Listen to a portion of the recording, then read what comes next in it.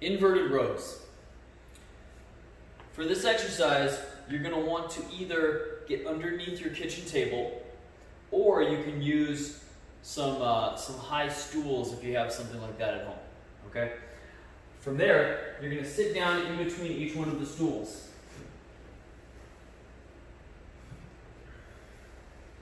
Lay down onto your back.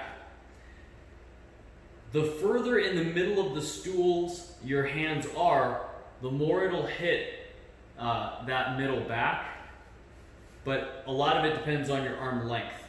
So we want to put you into a position where when you come down to full elbow extension, your back can be as close to off the ground as you can get it. Now from there, you're going to straighten out both of your legs.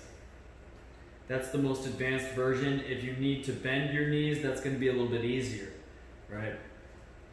Straight legs, pull the shoulder blades back, lift the hips, and pull yourself up off the ground.